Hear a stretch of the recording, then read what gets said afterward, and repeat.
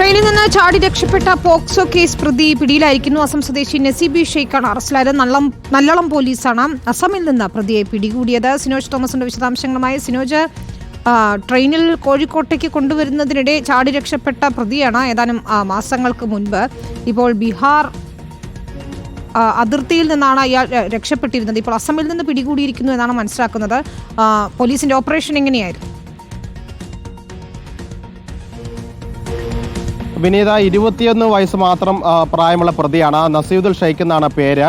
കഴിഞ്ഞ വർഷം നവംബർ 7-ാം തീയതിയാണ് ഇയാൾ രക്ഷപ്പെടുന്നത്. അതായത് നല്ലളം പോലീസ് ഈ പ്രതിയെ അസമിൽ നിന്ന് പിടികൂടി ട്രെയിനിൽ കേരളത്തിലേക്ക് കൊണ്ടുവരികയായിരുന്നു. ആ സമയത്ത് ബീഹാറിൽ വെച്ച് ചാടിപ്പോവുകയായിരുന്നു. ആ വിഷയത്തിൽ അന്ന് ഡ്യൂട്ടിയിലുണ്ടായിരുന്ന ഉദ്യോഗസ്ഥർക്കൊക്കെ തന്നെ നടപടി വന്നിരുന്നു. അതിനുശേഷം പോലീസ് പ്രതിയെ പിടികൂടാനുള്ള ശ്രമത്തിലായിരുന്നു. അങ്ങനെയാണ് അസമിലെ ഒരു ഗ്രാമത്തിൽ ഈ പ്രതി അവിടെ ജോലി ചെയ്യുന്നുണ്ട് എന്ന് അറിയുന്നു. അങ്ങനെ അസം പോലീസിന്റെ സഹായത്തോടുകൂടി കഴിഞ്ഞ മാസം ഏപ്രിൽ 24-ാം തീയതിയാണ് ഇവിടെ നിന്നുള്ള 3-അംഗ സംഘം അവിടെ ചെല്ലുന്നു. അതിസാഹസികമായിട്ട് ഈ പ്രതിയെ പിടികൂടി ഇവിടെ കോഴിക്കോടേക്ക് കൊണ്ടുവരികയാണ് ചെയ്തത്. അതായത് കേസെന്ന് പറയുന്നത് കോഴിക്കോട് കുടുംബത്തോടൊപ്പം താമസിക്കുകയായിരുന്ന പശ്ചിമ ബംഗാൾ സ്വദേശിനിയായ 13 വയസ്സുകാരിയെ പ്രണയം നടിച്ച് ഇവിടെ നിന്ന് തട്ടിക്കൊണ്ടു പോകുന്നു. അങ്ങനെ ഹരിയാന സ്വദേശിയായ ഒരാൾക്ക് 25,000 രൂപയ്ക്ക് 13 വയസ്സുകാരെ വിൽപ്പന നടത്തുന്നു. അങ്ങനെ ഹരിയാന സ്വദേശിയായ ഈ കേസിൽ 3-ാം പ്രതി ഈ പെൺകുട്ടിയെ പീഡിപ്പിച്ച് ഗർഭിണിയാക്കുന്നു. അങ്ങനെ ഈ പെൺകുട്ടിയുടെ കുടുംബം നല്ലളം പോലീസിൽ പരാതി നൽകുന്നു. പോലീസ് കേസെടുക്കുന്നു.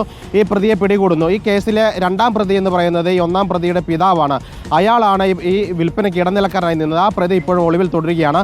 അസം സ്വദേശി തന്നെയാണ്. 2-ാം പ്രതിയെ പിടികൂടാനുള്ള ശ്രമത്തിലാണ് പോലീസ് ഉള്ളത്. പെൺകുട്ടിയെ പീഡിപ്പിച്ച് ഗർഭിണിയാക്കിയ 3-ാം പ്രതി ഹരിയാന സ്വദേശിയെ ഇതിനു മുൻപ് പോലീസ് അറസ്റ്റ് ചെയ്യുകയും ചെയ്തിരുന്നു. വിനീത, ശരി. സിനോജ് തോമസ് ആണ് വിശദാംശങ്ങൾ നൽകിയത്.